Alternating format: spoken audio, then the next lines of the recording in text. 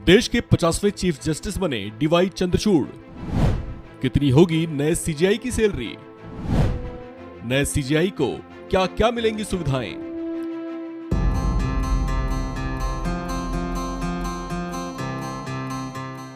Justice D Y Chandrachud ने देश के नए मुख्य न्यायाधीश के तौर पर शपथ ले ली है।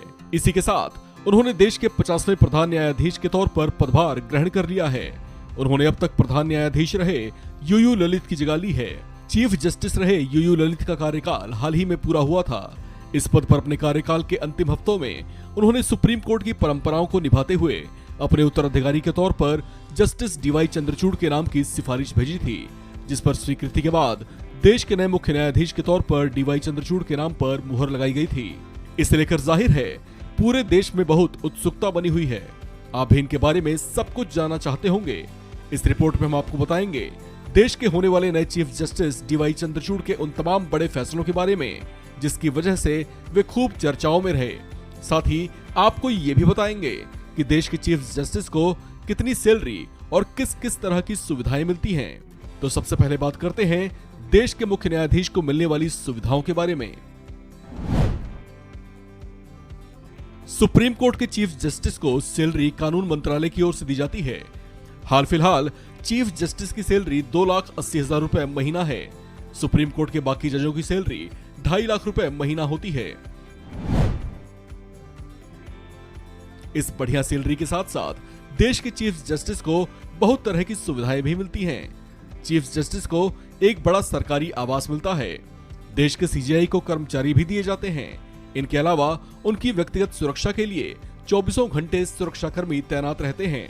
सीजेआई को सरकारी गाड़ी भी दी जाती है। इसमें ड्राइवर की भी सुविधा होती है। चीफ जस्टिस के आवास पर मुफ्त बिजली, मुफ्त पानी आदि की भी सुविधा रहती है। इसके साथ साथ चीफ जस्टिस के आवास पर मुफ्त टेलीफोन की भी सुविधा दी जाती है। इन सब के अलावा सीजेआई को सत्कार भत्ते के तौर पर 45,000 रुपए महीने दिए जाते हैं। चीफ जस्टिस के सेवानिवृत्त या रिटायर होने पर उन्हें सालाना 16,80,000 रुपए पेंशन दी जाती है। सुप्रीम कोर्ट के चीफ जस्टिस अपने अधिकारों और शक्तियों से जज और कर्मचारियों की नियुक्ति भी कर सकते हैं। सीजेआई की सिफारिश पर सुप्रीम कोर्ट के अन्य जजों और हाई कोर्ट्स के जजों की नियुक्ति की जाती है। आपको बता दें कि देश के नए चीफ जस्टिस डीवाई चंद्रचूड़ जज के तौर पर देश के कुछ ऐसे बड़े और ऐतिहासिक फैसलों का हिस्सा रहे हैं जो खूब चर्चाओं में थे। इसमें आर्टिकल 370, निजता का अधिकार और अयोध्या में राम मंदिर से जुड़े फैसले भी शामिल हैं। इनके पिता वाईवी चंद्रचूड़ भी देश के मुख्य न्यायाधीश रह चुके हैं।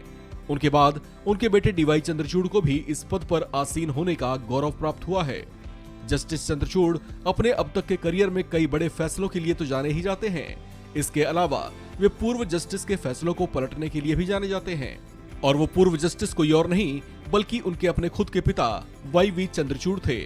और ऐसा उन्होंने एक बार नहीं बल्कि 2 बार किया, जिससे वे खूब सुर्खियों में भी आए। उन्होंने आपातकाल के पक्ष में पिता वाईवी चंद्रचूड़ के दिए गए फैसले को पलटा था, जबकि 1976 के आपातकाल से जुड़े मामले में भी उन्होंने अपने पिता वाली बेंच के एक आदेश को गंभीर तौर से त्रुटिपूर्ण बताया था।